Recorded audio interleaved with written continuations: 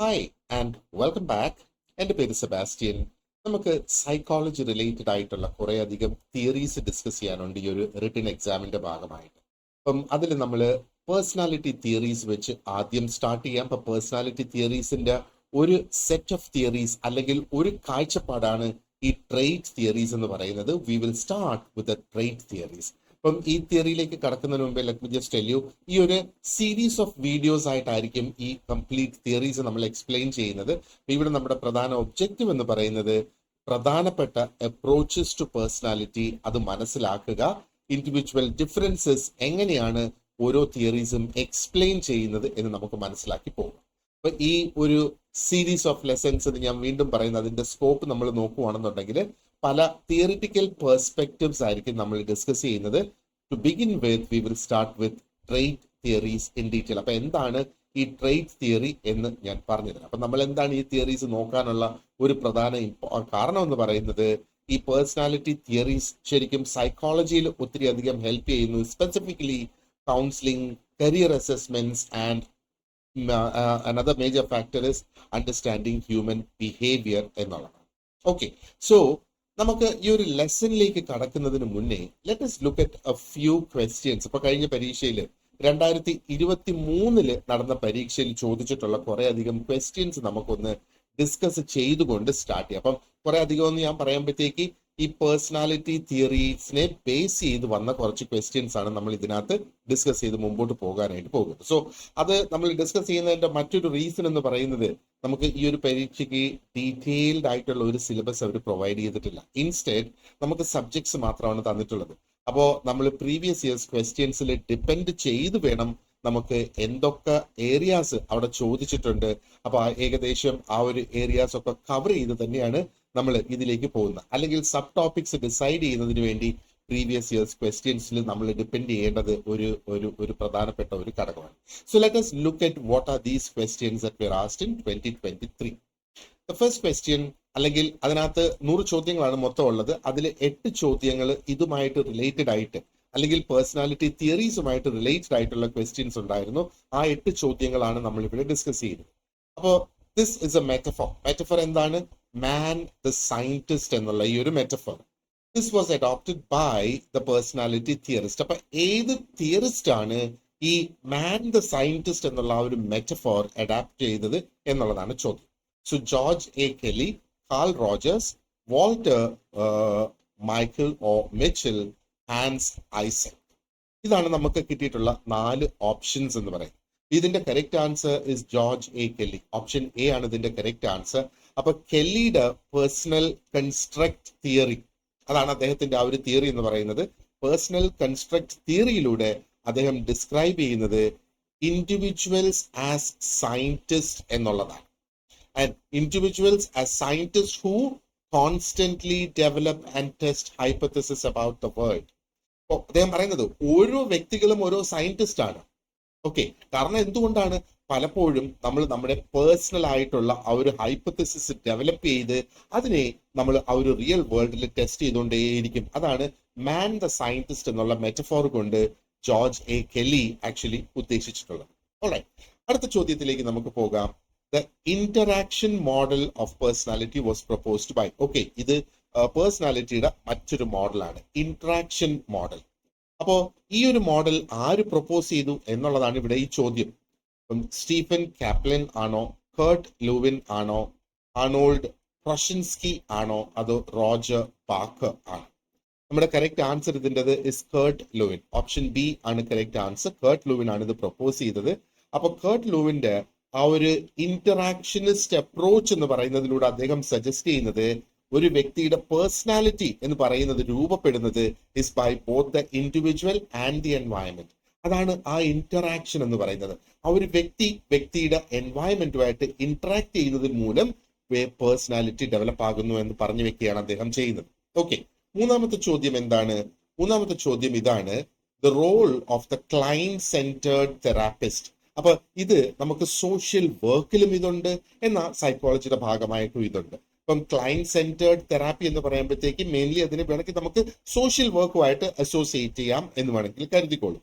അപ്പൊ ഇവിടെ ഞാനിത് സൈക്കോളജിയുടെ കൂട്ടത്തിൽ തന്നെ ഉൾപ്പെടുത്തിയിട്ടുണ്ട്. എന്തൊക്കെയാണ് options? Interpret the clients unconscious conflicts. ഈ അൺകോൺഷ്യസ് ആയിട്ടുള്ള കോൺഫ്ലിക്റ്റ് ഇന്റർപ്രറ്റ് ചെയ്യുക എന്നുള്ള ഒരു ഓപ്ഷൻ ഇവിടെ കൊടുത്തിരിക്കുന്നത് കൊണ്ടാണ് ഞാനിത് സൈക്കോളജിയുടെ ഭാഗമായിട്ട് ഉൾപ്പെടുത്തിയത്. പക്ഷേ ഈ ഓപ്ഷൻ എ അല്ല നമ്മുടെ കറക്റ്റ് ആൻസർ ഇവിടെ. Create a safe atmosphere for clients to express feelings, confront and challenge the client and point out inconsistencies, help the client unlearn abnormal ways of behaving. അപ്പോൾ ക്ലയന്റ് സെന്റേർഡ് തെറാപ്പിസ്റ്റ് ശരിക്കും ആ ഒരു social വർക്കിന്റെ ഭാഗമായിട്ട് വരുന്നത് തന്നെയാണ്. Option B is the right answer. Create a safe atmosphere for clients to discuss the feelings. അപ്പോൾ again Carl Rogers ആണ് ഈ ക്ലയന്റ് സെന്റേർഡ് തെറാപ്പിയുടെ ഫൗണ്ടർ അല്ലെ. അപ്പം അദ്ദേഹം കൊടുത്തിരിക്കുന്ന ആ ഒരു പ്രധാനപ്പെട്ട എംഫസിസ് എന്ന് പറയുന്നത് is on creating and accepting environment, അല്ലെങ്കിൽ creating and accepting an environment, ഒരു അന്തരീക്ഷം നമ്മൾ അവിടെ ക്രിയേറ്റ് ചെയ്തെടുക്കുക. Clients feel free to express themselves. ക്ലയൻസിന് വളരെ ഫ്രീ ആയിട്ട് ഭയമില്ലാതെ അവർക്ക് അവരെ എക്സ്പ്രസ് ചെയ്യാനായിട്ട് കഴിയണം എന്നുള്ളതാണ് കാൾ റോജേഴ്സ് ഇവിടെ പറഞ്ഞിരിക്കുന്നത്. Okay, alright. So let's move on to question 4. Who introduced moral therapy and made French mental institutions more humane? French mental institutions കുറെ കൂടെ മനുഷ്യത്വപരമായി കൊണ്ടുവന്നത് ആരാണ്, ആൻഡ് ആരാണ് മോറൽ തെറാപ്പി ഇൻട്രൊഡ്യൂസ് ചെയ്തത് എന്നൊക്കെയുള്ളതാണ് ഇവിടെ ഈ ചോദ്യം. So the options are Dorothea Dix, Philippe Pinel, Joseph Breuer and Emil Kraepelin. ഇത്രയാണ് നമുക്ക് ഇവിടെയുള്ള option. So option B is right answer ഇവിടെ. ഫിലിപ്പെ പൈനൽ ആണ് നമ്മുടെ കറക്റ്റ് ആൻസർ ഇവിടെ. അപ്പൊ പൈനലാണ് ശരിക്കും എന്താ പറയേണ്ടത്, ആ ഒരു മനുഷ്യത്വപരമായ ഹ്യൂമൻ ആയിട്ടുള്ള ഒരു ട്രീറ്റ്മെന്റ് എന്താ പറയേണ്ടത് മെന്റലി ഇൽ ആയിട്ടുള്ള ആൾക്കാർക്ക് കൊടുക്കണം എന്ന് പറഞ്ഞ് അത് കൊണ്ടുവന്നത്. അങ്ങനെയാണ് അവരെ ചങ്ങലക്കിടുന്നതിൽ നിന്നൊക്കെ മാറ്റണം, അതിൽ നിന്ന് അവർക്കൊരു മുക്തി കൊടുക്കണം. അപ്പൊ അവർക്ക് കെയർ ആണ് വേണ്ടത്, റീഹാബിലിറ്റേഷൻ ആണ് വേണ്ടത് എന്നൊക്കെയുള്ള പ്രാധാന്യം കൊണ്ടുവന്ന ഒരു വ്യക്തി ഫിലിപ്പെ പൈനിയൽ എന്നാണ്. ഓക്കെ, അടുത്ത question number 5. Systematic desensitisation okay is particularly effective for the treatment of which of the following disorders? Alright, അപ്പോ സിസ്റ്റമാറ്റിക് ആയിട്ടുള്ള ഡീസെൻസിറ്റൈസേഷൻ ഏതൊക്കെ ഡിസോർഡേഴ്സിന് എഫക്റ്റീവ് ആണെന്നുള്ളതാണ് ചോദ്യം. ഇപ്പം ജനറലൈസ്ഡ് ആങ്സൈറ്റി ഡിസോർഡർ ആണോ, പാനിക് ഡിസോർഡർ ആണോ, ഷിസ്റ്റോഫേനിയ ആണോ, അതോ ഫോബിയാസ് ആണോ? ഫോബിയാസ് എന്ന് പറഞ്ഞാൽ പലതരം ഭയങ്ങൾ, പേടികൾ എന്നുള്ളത്. അത് തന്നെയാണ് നമ്മുടെ ആൻസർ ഇവിടെ. ഓപ്ഷൻ ഡി ആണ് നമ്മുടെ കറക്റ്റ് ആൻസർ. അപ്പൊ ഈ ഒരു കോൺസെപ്റ്റ് ശരിക്കും ഡെവലപ്പ് ചെയ്ത് കൊണ്ടുവന്നത് ഇസ് ജോസഫ് വോൾപ്പ് അല്ലെങ്കിൽ വോൾപ്പെ എന്ന് നമുക്ക് പറയാം. സിസ്റ്റമാറ്റിക് ആയിട്ടുള്ള ഡീസെൻസിറ്റൈസേഷൻ എന്ന് പറയുന്നത് ഒരു ബിഹേവിയറൽ തെറാപ്പി ടെക്നിക്കാണ്. ആൻഡ് ഇത് പ്രധാനമായിട്ട് ഉപയോഗിക്കുന്നത് ഈ ഫോബിയാസ് ട്രീറ്റ് ചെയ്യുന്നതിന് വേണ്ടിയിട്ട്. കാരണം എന്താ പറയേണ്ടത്, ഗ്രാജുവൽ ആയിട്ട് എന്താ പറയേണ്ടത് ആ ഒരു പേഴ്സൺ, ആ ഒരു വ്യക്തിയെ അവരുടെ ഭയങ്ങളിൽ എക്സ്പോസ് ചെയ്ത് ഇത് എന്താ പറയേണ്ടത് മൈൻഡിന്റെ ഒരു ഫീലിംഗ് ആണ് എന്നവർക്ക് മനസ്സിലാക്കി കൊടുക്കുക എന്നുള്ളത്. ജസ്റ്റ് ലൈക്ക് നമ്മൾ എന്താ പറയേണ്ടത് വാക്സിൻസ് എടുക്കുന്ന പോലെ, വാക്സിൻ ഒരു ചെറിയ ഡോസ്, ആ ഒരു എന്താ പറയേണ്ടത് ആ ഒരു വൈറസിന്റെ തന്നെ ഒരു ചെറിയ ഡോസ് നമ്മുടെ ശരീരത്തിൽ ഇഞ്ചെക്ട് ചെയ്യുന്നത്, ആൻഡ് നമ്മുടെ ബോഡി അതിന് ഒരു ഇമ്മ്യൂണിറ്റി ക്രിയേറ്റ് ചെയ്തെടുക്കുന്ന, പിന്നീട് നമുക്ക് അതിന്റെ ഒരു അറ്റാക്കിൽ നിന്ന് രക്ഷപ്പെടുന്നതിന് വേണ്ടിയിട്ട് ഏകദേശം ആ ഒരു രീതി എന്ന് വേണമെങ്കിൽ നമുക്ക് ഇവിടെ പറയാം അല്ലെ. And moving on, number 6, the functional approach to social work practice. അപ്പൊ ഇതും സോഷ്യൽ വർക്ക് റിലേറ്റഡ് ആയിട്ടുള്ള ഒരു ക്വസ്റ്റ്യൻ ആണ്. പക്ഷേ നോക്ക്, the functional approach to social work practice is based on the personality theory of.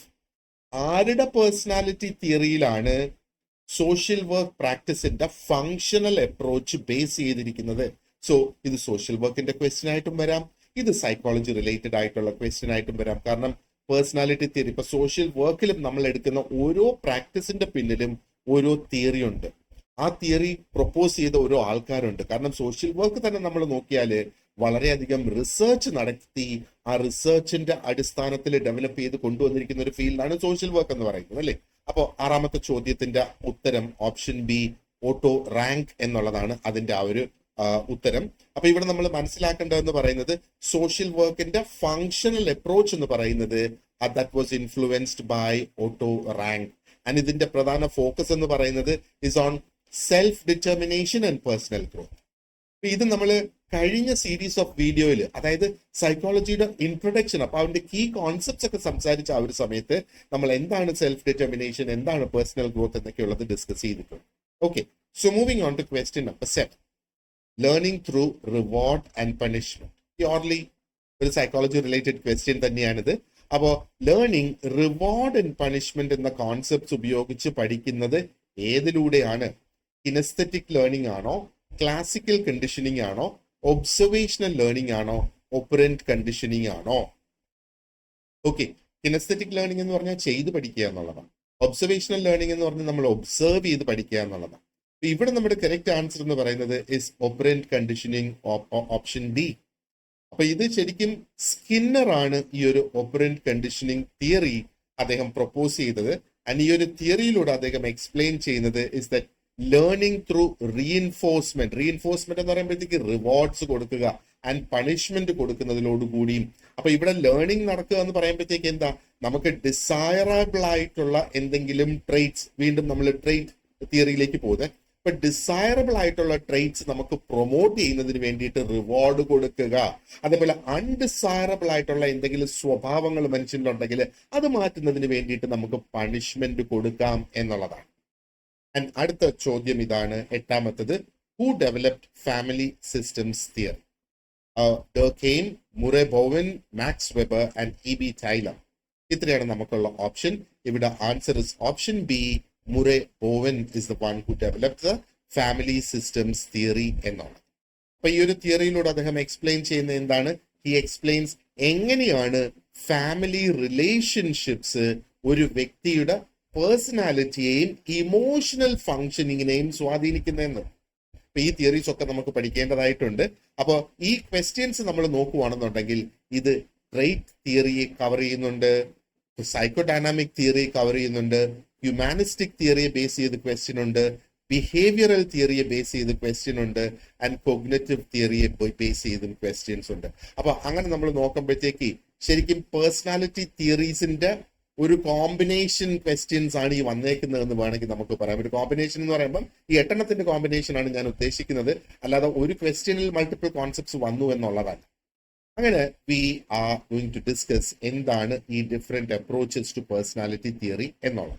Okay, so ആദ്യം നമുക്ക് നോക്കാനുള്ള അപ്രോച്ച് എന്ന് പറയുന്നത് ഇസ് ദ ട്രെയ്റ്റ് അപ്രോച്ച്. അപ്പൊ പേഴ്സണാലിറ്റി തിയറീസ് തന്നെ എന്താണ്? Personality theories basically they explain how individuals develop unique patterns of thinking, feeling and behaving. ഇപ്പം ഒരു ഗിവൻ സിറ്റുവേഷനിൽ നമ്മൾ പെട്ടിരിക്കുന്ന ഒരു സാഹചര്യത്തിൽ ഒന്നിങ്ങനെ ചിന്തിക്കുക, ഞാനും നിങ്ങളും ഒരേ ഒരു സാഹചര്യത്തിൽ നിൽക്കുന്നു. അപ്പൊ ഒരേ സിറ്റുവേഷനിൽ ഞാൻ തിങ്ക് ചെയ്യുന്ന രീതിയും നിങ്ങൾ തിങ്ക് ചെയ്യുന്ന രീതിയും ഡിഫറെന്റ് ആയിരിക്കും. ആ ഒരു സെയിം സിറ്റുവേഷനിൽ നമുക്കുണ്ടാകുന്ന ഫീലിങ്സ് വിൽ ബി ഡിഫറെന്റ്. അപ്പൊ ഒത്തിരി ഘടകങ്ങൾ ഈ ഫീലിങ്സിന് അത് എന്തുമാത്രം ഞാനുമായി ബന്ധപ്പെട്ട് കിടക്കുന്നത് അല്ലെങ്കിൽ നിങ്ങളുമായി ബന്ധപ്പെട്ട് കിടക്കുന്നത് അതനുസരിച്ചാണ് ഒരു പക്ഷെ നമ്മുടെ ഫീലിംഗ് അവിടെ ഡെവലപ്പ് ആകുന്നത്.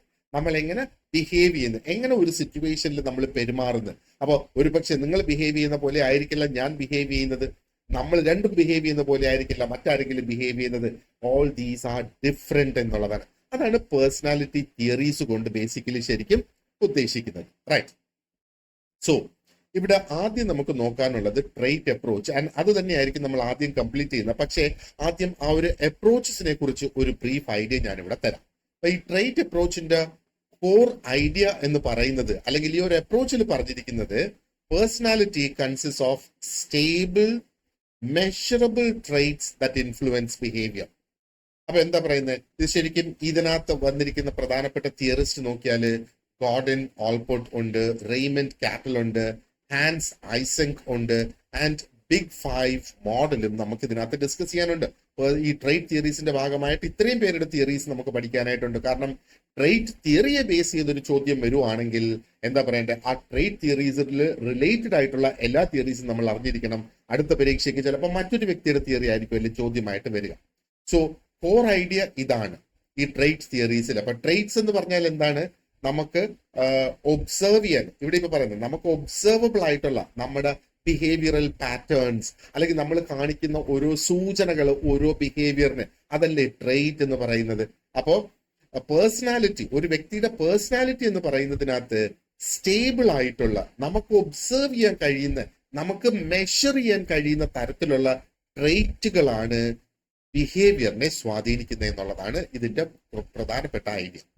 അപ്പോൾ ഈ ട്രെയ്റ്റ് അപ്രോച്ച് നമ്മൾ എടുക്കുകയാണെങ്കിൽ അതിന്റെ ആപ്ലിക്കേഷൻസ് ഒന്ന് പേഴ്സണാലിറ്റി അസസ്മെന്റ്സിൽ നമുക്ക് ഉപയോഗിക്കാം. അപ്പൊ ഈ പേഴ്സണാലിറ്റി, ഒരു വ്യക്തിയുടെ പേഴ്സണാലിറ്റി അറിയുന്നത് അത് എന്താ പറയേണ്ടത്, കൂടുതലും ഒരു ജോലിയുടെ ഭാഗമായിട്ടൊക്കെ നമ്മൾ പോകുമ്പോഴത്തേക്ക് നമ്മുടെ പേഴ്സണാലിറ്റി അസസ് ചെയ്യാറുണ്ട്.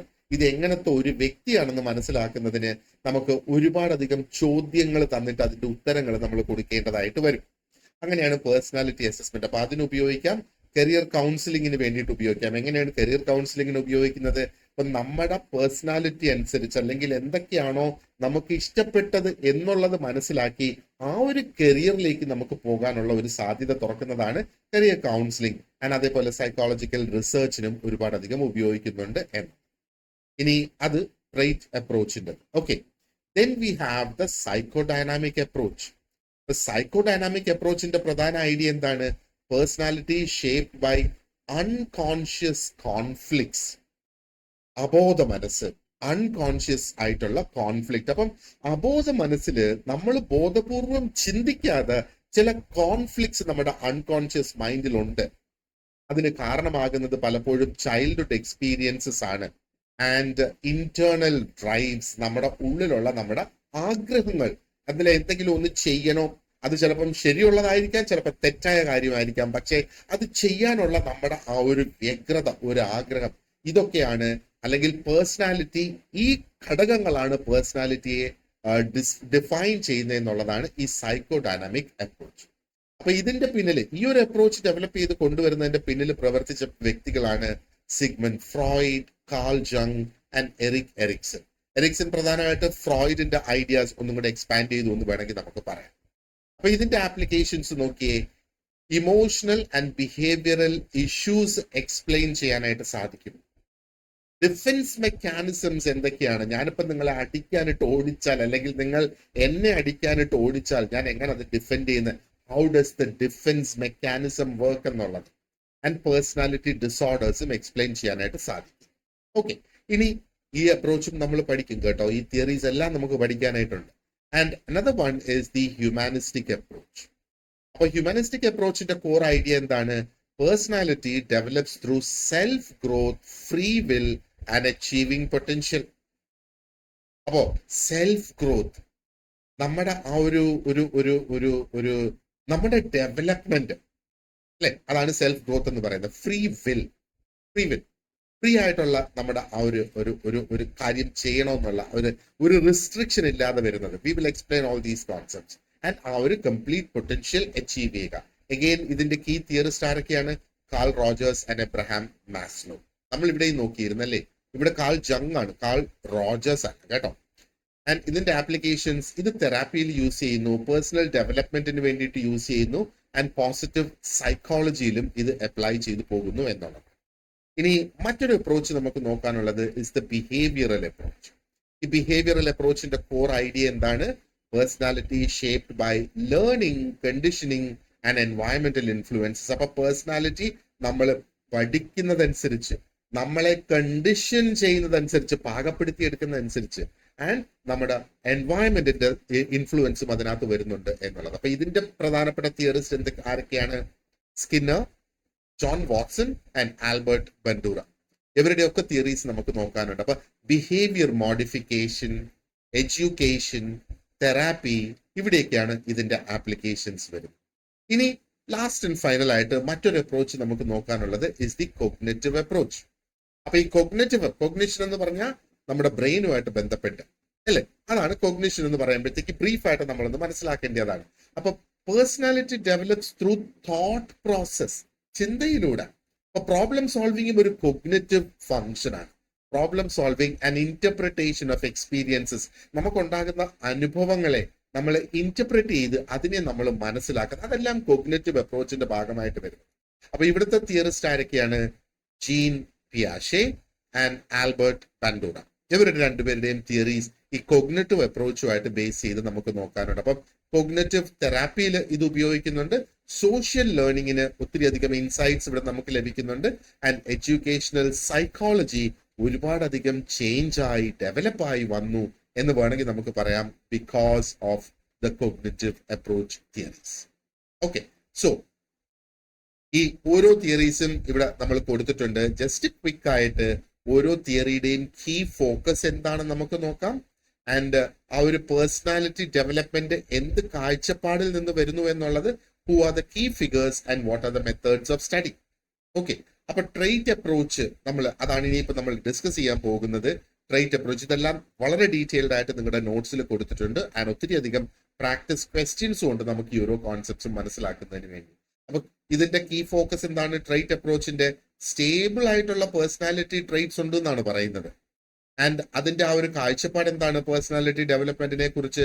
Personality is genetically influenced and remains stable. അതാണ് ഈ ഒരു തിയറി പറയുന്നത്. അപ്പൊ പേഴ്സണാലിറ്റി നമ്മുടെ ജനറ്റിക്സ് ആണ്, അല്ലെങ്കിൽ ജനറ്റിക് മേക്കപ്പ് അനുസരിച്ച് നമ്മുടെ പേഴ്സണാലിറ്റി മാറും. അതുകൊണ്ടാണ് ഈ സ്റ്റേബിൾ ആയിട്ട് പേഴ്സണാലിറ്റി ട്രെയ്റ്റ്സ് നിൽക്കും എന്ന് പറയുന്നത്. And key figures Allport, Cattell, Eysenck and the big 5 theorist. ഇനി ഇതിന്റെ ഡിഫറെന്റ് മെത്തേഡ്സ് എങ്ങനെയാണ് ഈ ഒരു ട്രെയ്റ്റ് അപ്രോച്ചസിലെ സ്റ്റഡി നടത്തുന്നത്? Personality test. അപ്പൊ 16 പേഴ്സണാലിറ്റി ഫാക്ടേഴ്സ് ഉണ്ട്, ബിഗ് 5 മോഡൽ ഉണ്ട്, പെൻ മോഡൽ. ഈ ഡിഫറെന്റ് മോഡൽസ് ഇതെല്ലാം നമ്മൾ ഡിസ്കസ് ചെയ്യും. ഇനി അടുത്തത് സൈക്കോ ഡൈനാമിക് അപ്രോച്ച് നമ്മൾ ഡിസ്കസ് ചെയ്തതാണ്. എന്താണ് ഇതെന്നുള്ളത്. അപ്പൊ അവിടെ അൺകോൺഷ്യസ് കോൺഫ്ലിക്ട്സ് എന്നുള്ളതാണ് അതിന്റെ key focus and childhood experiences, അല്ലെ? ആൻഡ് ഇവിടെ പറയുന്നത് എന്താ? അതിന്റെ ആ ഒരു വ്യൂ എന്താണ്? Personality develops through inner conflicts and resolution. Inner conflict, നമ്മുടെ മൈൻഡിലുള്ള കോൺഫ്ലിക്ട്, അത് വേണോ ഇത് വേണോ, അല്ല അത് ചെയ്യണോ ഇത് ചെയ്യണോ എന്നൊക്കെയുള്ള ആ ഒരു കോൺഫ്ലിക്റ്റിൽ നിന്ന് എന്താണ് അതെന്നുള്ളത് നമ്മൾ ഡീറ്റെയിൽ ആയിട്ട് ഡിസ്കസ് ചെയ്യും. ആൻഡ് ഇതിന്റെ പ്രൊപ്പോണൻസ് ഫ്രോയിഡും ജംഗും എറിക്സനുമാണ്. അപ്പൊ ഇവിടെ ഡ്രീം അനാലിസിസ് ഒരു ടെക്നിക്കാണ്, ഫ്രീ അസോസിയേഷൻ ഒരു ടെക്നിക്കാണ്, and there are also case studies that are used as technique for psychodynamic approach. ഇനി അടുത്തത് ആ ഒരു ഹ്യൂമനിസ്റ്റിക് അപ്രോച്ച് ആണ് നമുക്ക് നോക്കാനുള്ളത്. അപ്പം അതിന്റെ കീ ഫോക്കസ് എന്താണ് ഈ ഹ്യൂമനിസ്റ്റിക് അപ്രോച്ചിന്റെ? ശരിക്കും free will and self actualisation. Self actualisation, ഞാൻ എന്താകാൻ, എൻ്റെ ഒരു ഉദാഹരണം, ചെറിയൊരു ഉദാഹരണം, ഞാൻ എന്താകാൻ ഉദ്ദേശിക്കുന്നു അതായി വരും. എൻ്റെ ഒരു ഫുൾ പൊട്ടൻഷ്യൽ അച്ചീവ് ചെയ്യുന്നതാണ് സെൽഫ് ആക്ച്വലൈസേഷൻ എന്ന് പറയുന്നത്. ഹ്യൂമനിസ്റ്റിക് അപ്രോച്ചിന്റെ ഒരു കീ ഫോക്കസ് അതാണ്. ആൻഡ് അതിന്റെ വ്യൂ പോയിന്റ് നോക്കിയാലോ, personality gross through personal choice and self improvement എന്നാണ് അതിന്റെ ഫോക്കസ്. അപ്പൊ പേഴ്സണാലിറ്റി ഡെവലപ്പായി വരുന്നത് എങ്ങനെയാണ്? ഓരോ വ്യക്തികളുടെ പേഴ്സണൽ ചോയ്സും സെൽഫ് ഇംപ്രൂവ്മെന്റിലൂടെയും പേഴ്സണാലിറ്റി ഡെവലപ്പ് ആകുന്നത്. And Maslow and Rogers R the proponents here. അപ്പൊ ഇവിടെ തെറാപ്പി ഉണ്ട്, ഇന്റർവ്യൂസ് ഉണ്ട്, സെൽഫ് അസസ്മെന്റ്സ് ഉണ്ട്, അത് പഠിക്കുന്നതിനുള്ള അതിന്റെ മെത്തേഡ്സ് ആയിട്ട്. And then we have the behavioural approach. അപ്പൊ ഇതെന്താ പറയുന്നത്? ലേണിംഗ് ആൻഡ് കണ്ടീഷനിങ് ആണ് അതിന്റെ കീ ഫോക്കസ് എന്ന് പറയുന്നത് ബിഹേവിയറൽ അപ്രോച്ചിന്റെ. ആൻഡ് അതിന്റെ വ്യൂ പോയിന്റ് എന്താണ്? Personality shaped by reinforcement, punishment and modelling. നമ്മൾ ഡീറ്റെയിൽഡ് ആയിട്ട് ഡിസ്കസ് ചെയ്യണം. റീഇൻഫോഴ്സ്മെന്റ് ഊട്ടി ഉറപ്പിക്കുക, പണിഷ്മെന്റ് പണിഷ് ചെയ്യുക, ആൻഡ് മോഡലിംഗ് നമ്മൾ മറ്റൊരു വ്യക്തിയെ കണ്ട് ആ വ്യക്തി ചെയ്യുന്നത് അനുകരിക്കുക എന്നുള്ളത്. അപ്പൊ Watson, Skinner and Bandura are the key figures here. Experiments, observation, behaviour modification ആണ് ഇതിന്റെ മെത്തേഡ്സ് ഓഫ് സ്റ്റഡി എന്ന് പറയുന്നത്. And finally we have the cognitive approach. അപ്പൊ കോഗ്നിറ്റീവ് അപ്രോച്ചിന്റെ കീ ഫോക്കസ് എന്താണ്? തോട്ട് പ്രോസസ്സും പെർസെപ്ഷനും, നമ്മുടെ ചിന്തയും ചിന്താഗതിയും ആൻഡ് നമ്മുടെ കാഴ്ചപ്പാട് എന്നൊക്കെ വേണമെങ്കിൽ നമുക്ക് പറയാം. ആൻഡ് അതിന്റെ ആ ഒരു വ്യൂ പോയിന്റ് എന്താണ്? Personality is influenced by how individuals interpret experiences.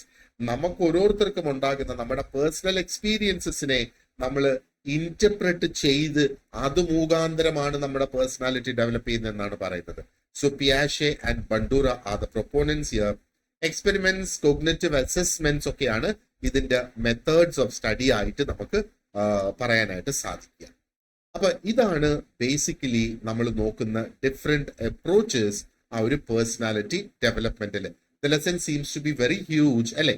പക്ഷേ എല്ലാം വളരെ ഇൻട്രസ്റ്റിംഗ് ആയിട്ടുള്ള തിയറീസ് ആണ് നമുക്ക് ഇതിനകത്ത് നോക്കാനുള്ളത്. ആൻഡ് ഇതിനെ ബേസ് ചെയ്ത് നമ്മൾ കണ്ടില്ലേ, ഓൾറെഡി 8 ക്വസ്റ്റ്യൻസ് 100 എണ്ണത്തിൽ നിന്ന് നമുക്ക് ഐഡന്റിഫൈ ചെയ്യാനായിട്ട് കഴിഞ്ഞ് ഈ പേഴ്സണാലിറ്റി തിയറീസിനെ ബേസ് ചെയ്ത് വരുന്ന ക്വസ്റ്റ്യൻസ്.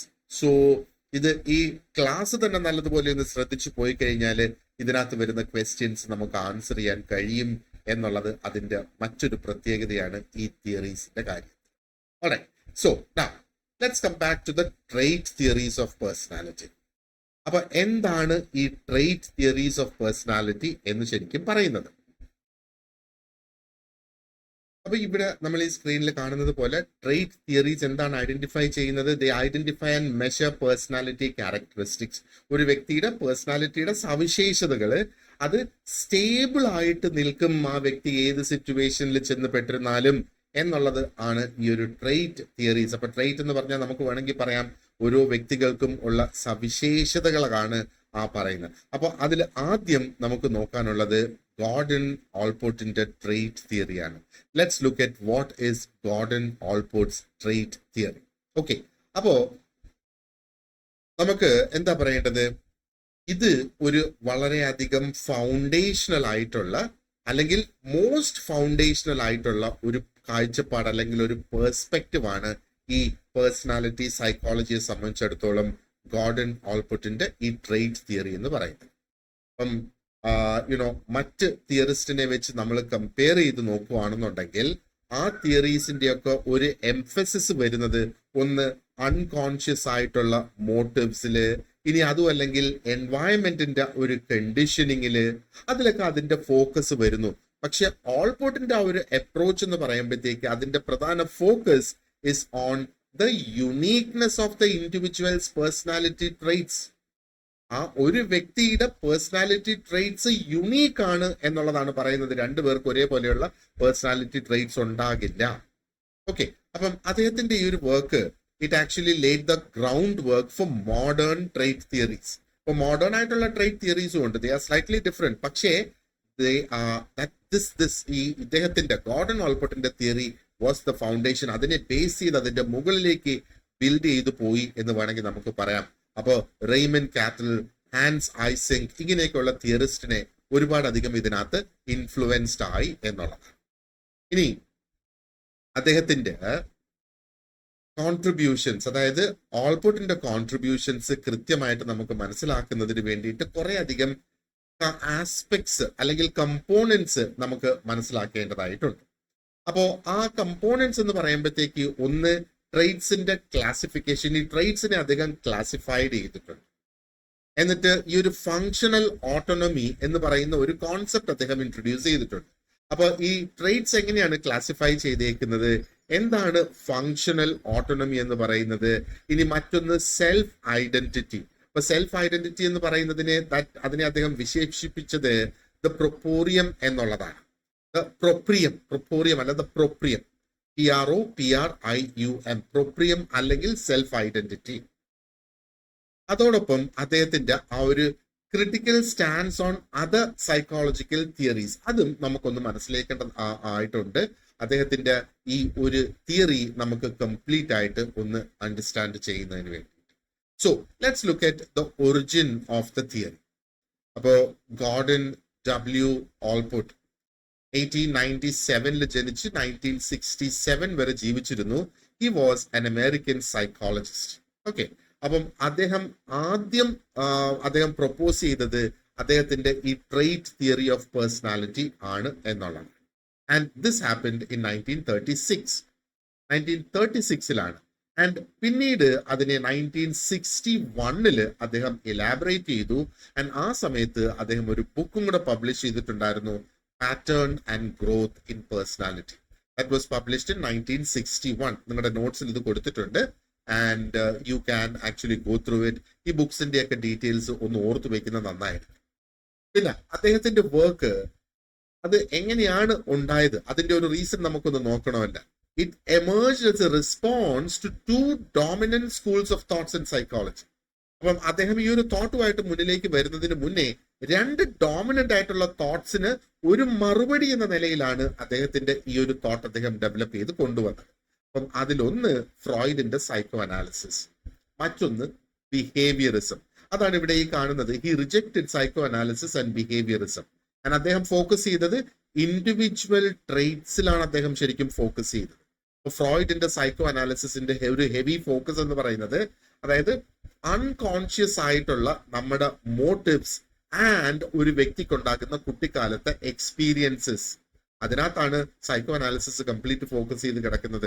അപ്പൊ ഈ അൺകോൺഷ്യസ് ആയിട്ടുള്ള നമ്മുടെ മോട്ടീവ്സും കുട്ടിക്കാലത്തുണ്ടായിട്ടുള്ള എക്സ്പീരിയൻസസും ആണ് ഒരു വ്യക്തിയുടെ ബിഹേവിയർ ഷേപ്പ് ചെയ്യുന്നത് എന്നുള്ളത് ഫ്രോയിഡ് പറഞ്ഞപ്പം ഓൾപോർട്ട് ആക്ച്വലി ബിലീവ്ഡ് ഈ ഒരു അപ്രോച്ച് എന്ന് പറയുന്നത്, ഫ്രോയിഡിന്റെ അപ്രോച്ച് എന്ന് പറയുന്നത്, it overlook the conscious and rational aspects of personality. അപ്പൊ അദ്ദേഹം പറഞ്ഞെന്താണ്, അൺകോൺഷ്യസ് ആയിട്ടുള്ള കാര്യങ്ങൾ, അതായത് നമ്മുടെ അബോധ മനസ്സിലുള്ള സംഗതികളാണ് നമ്മുടെ പേഴ്സണാലിറ്റി ഡിറ്റർമിൻ ചെയ്യുന്നത് എന്ന് ഫ്രോയിഡ് പറഞ്ഞപ്പം ഇദ്ദേഹം പറഞ്ഞത് എന്താണ്, അപ്പൊ നമ്മുടെ ബോധ മനസ്സിലുള്ള സംഗതികളെ ഓവർലുക്ക് ചെയ്തിരിക്കുന്നു.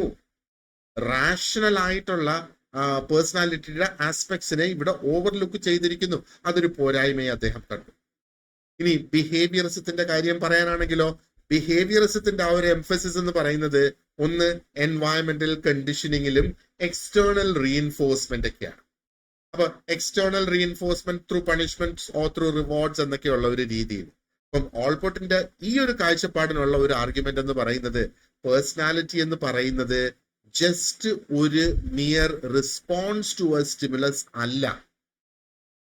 ആരെങ്കിലും ഒരു ഒരു ഒരു അല്ലെങ്കിൽ എക്സ്റ്റേണൽ സ്റ്റിമുലസ് എന്ന് പറയുന്ന അറിയാമല്ലോ, നമ്മൾ അത് കഴിഞ്ഞ സെറ്റ് ഓഫ് വീഡിയോസിൽ ഡിസ്കസ് ചെയ്തതാണ്. ഒരു സിമ്പിൾ സ്റ്റിമുലൈ എന്ന് പറയുന്നത് ആരെങ്കിലും നമ്മളെ ഒന്ന് നുള്ളുക, ഒന്ന് പിച്ചുക, അല്ലെങ്കിൽ ഒന്ന് അടിക്കുക, അങ്ങനെ ചെയ്യുമ്പോഴത്തേക്ക് നമ്മൾ എങ്ങനെയാണ്. അപ്പൊ പേഴ്സണാലിറ്റി എന്ന് പറയുന്നത് അങ്ങനെയുള്ള ഒരു സ്റ്റിമുലസിന്റെ ഒരു റെസ്പോൺസ് അല്ല, മറിച്ച് ഒരു സ്റ്റേബിൾ ആയിട്ടുള്ള, ഒരു എൻഡ്യൂറിംഗ് ആയിട്ടുള്ള സ്ട്രക്ചർ ഓഫ് ട്രേറ്റ്സ് ഉണ്ട്, ഓരോ വ്യക്തിക്കും യുണീക്ക് ആയിട്ടുള്ളത്. അപ്പം ഈ എന്താ പറയേണ്ടത്, രണ്ട് കാഴ്ചപ്പാടിൽ നിന്ന് അദ്ദേഹം അങ്ങ് മാറി ചിന്തിക്കുകയാണ് ചെയ്തത്. അങ്ങനെയാണ് അദ്ദേഹത്തിന്റെ ഈ ഒരു trait based study of personality വന്നത്. ആൻഡ് ശരിക്കും പറഞ്ഞാൽ അദ്ദേഹത്തിന്റെ ഒരു സ്റ്റഡി വരുന്ന ആ ഒരു സമയത്ത് അത് ഒരു പ്രധാനപ്പെട്ട ഒരു ഷിഫ്റ്റ് തന്നെയായി ഇൻ സൈക്കോളജിക്കൽ തോട്ട് എന്നുള്ളത്. Okay, so now let us look at the theory very much in detail. അല്ലെങ്കിൽ എന്താണ് ഈ ഓൾപോർട്ടിന്റെ ട്രേറ്റ് തിയറിയുടെ കോൺസെപ്റ്റ് എന്നുള്ളത് നമുക്കൊന്ന് നോക്കാം. ഓക്കെ, അപ്പൊ അദ്ദേഹത്തിന്റെ കോർ ഐഡിയ എന്ന് പറയുന്നത് ട്രേറ്റ്സ് തന്നെയാണ്. അപ്പൊ നമ്മൾ മനസ്സിലാക്കണം ട്രേറ്റ് എന്ന് പറയുന്നത് എന്താണ്, അല്ലെങ്കിൽ കാരണം അതിനൊരു ഡെഫിനിഷൻ വേണം. അപ്പം അദ്ദേഹം ഡിഫൈൻ ചെയ്തത് ട്രേറ്റ് എന്ന് പറയുന്നത് enduring patterns of behaviour, thought and emotion that remain relatively stable across time and situations. അപ്പൊ എന്താ, ശരിക്കും സിമ്പിൾ ആയിട്ട് നമുക്ക് പറയാനാണെങ്കിൽ അദ്ദേഹം പറഞ്ഞത് ഈ ട്രേറ്റ്സ് എന്ന് പറയുന്നത് ഓരോ വ്യക്തികൾക്കും ഉള്ള യുണീക്ക് ആയിട്ടുള്ള ക്വാളിറ്റീസ് ആണ്.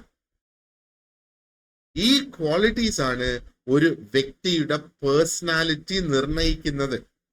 ആൻഡ് ഈ യുണീക്ക് ആയിട്ടുള്ള ക്വാളിറ്റീസ് എന്ന് പറയുന്നത് അത് സ്റ്റേബിൾ ആയിട്ട് നിൽക്കും അക്രോസ് ടൈം ആൻഡ് സിറ്റുവേഷൻസ്. എന്ന് പറഞ്ഞാൽ നമ്മുടെ പ്രായം മാറിയാലും അത് സ്റ്റേബിൾ ആയിട്ട് നിൽക്കും.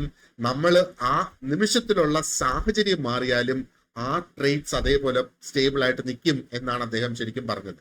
അതാണ് അദ്ദേഹം അതുകൊണ്ട് എന്താ പറയേണ്ടത്, ട്രേറ്റ് തിയറി കൊണ്ട് ഉദ്ദേശിച്ചത്.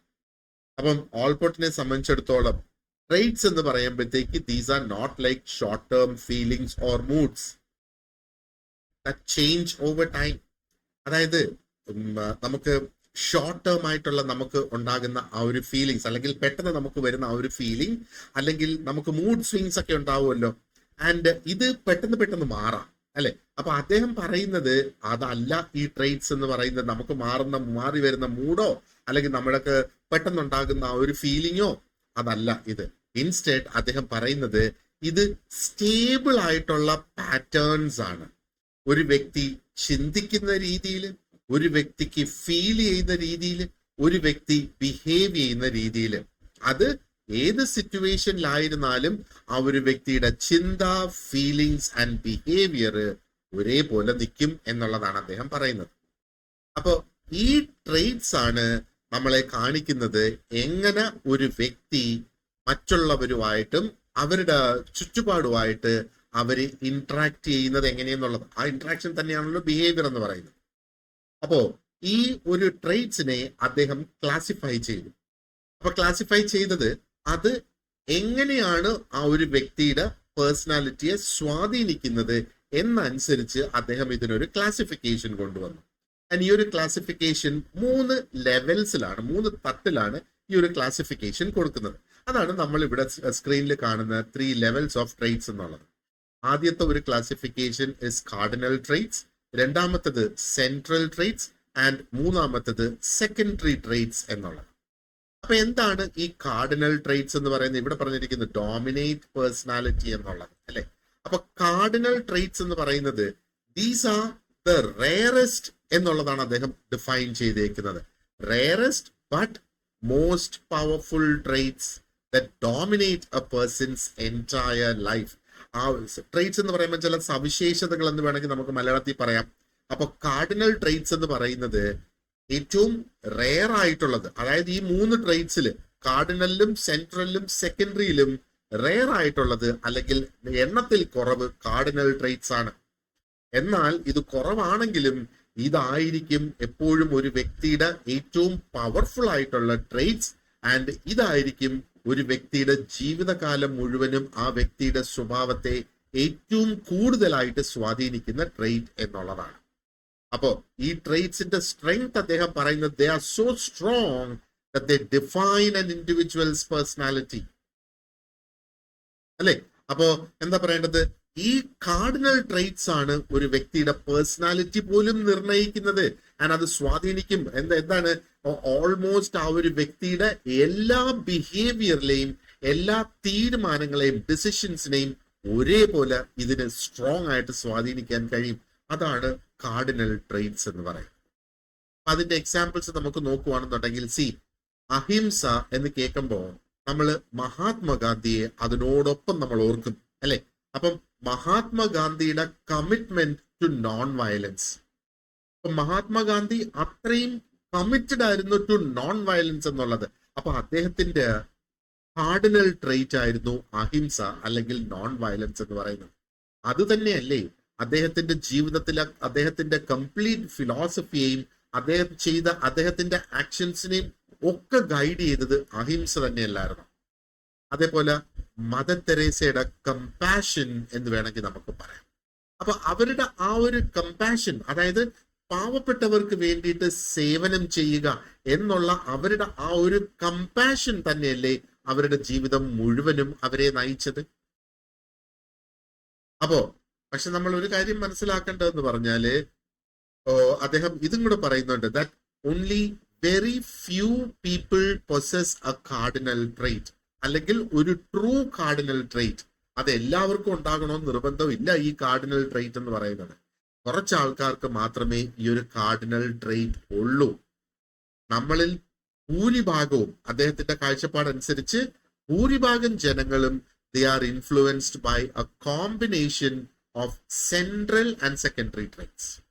കാർഡിനൽ ട്രേറ്റ്സ് എല്ലാവരിലും ഉണ്ടാകില്ല എന്ന് വേണമെങ്കിൽ നമുക്ക് പറയാം. ആ ഒരു സ്റ്റേറ്റ്മെന്റ് ട്രൂ ആണ്. Cardinal traits may not be present in every individual. അപ്പൊ most of the individuals are governed അല്ലെങ്കിൽ are influenced by central and secondary traits എന്നാണ്. So now let us look at what is central trait എന്നുള്ളത്. Central ട്രേറ്റിനെ ഇവിടെ general characteristics എന്നാണ് പറഞ്ഞേക്കുന്നത്. Example honesty, intelligence, അങ്ങനെയൊക്കെയാണ്. അപ്പൊ ഈ സെൻട്രൽ ട്രേറ്റ്സ് എന്ന് പറയുന്നത് ജനറൽ ക്യാരക്ടറിസ്റ്റിക്സ് അല്ലെങ്കിൽ സവിശേഷതകള് that form the core of an individual's personality. ഒരു വ്യക്തിയുടെ പേഴ്സണാലിറ്റിയുടെ പ്രധാനപ്പെട്ട ഘടകങ്ങൾ അല്ലെങ്കിൽ ആ ഒരു വ്യക്തിയുടെ പേഴ്സണാലിറ്റിയുടെ കോർ ഫോം ചെയ്യുന്നതാണ് ഈ സെൻട്രൽ ട്രേറ്റ്സ് എന്ന് പറയുന്നത്. അപ്പൊ ഈ central traits they are present in every one. എല്ലാവരിലും ഉണ്ട് ഈ സെൻട്രൽ ട്രേറ്റ്സ് എന്ന് പറയുന്നത്.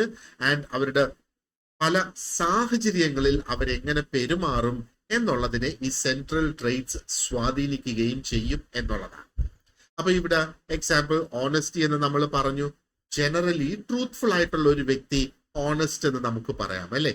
അതേപോലെ സോഷ്യബിലിറ്റി എന്ന് പറയുമ്പോഴത്തേക്കോ മറ്റുള്ളവരുമായിട്ട് ഇന്ററാക്ട് ചെയ്യുന്ന അല്ലെങ്കിൽ അയൽക്കാരുമായിട്ട് സൊസൈറ്റിയിൽ ആരുമായിട്ടും ഇന്ററാക്ട് ചെയ്യാൻ ഒരു മടി കാണിക്കാത്ത വ്യക്തിയാണ് സോഷ്യബിൾ എന്ന് പറയുന്നത്.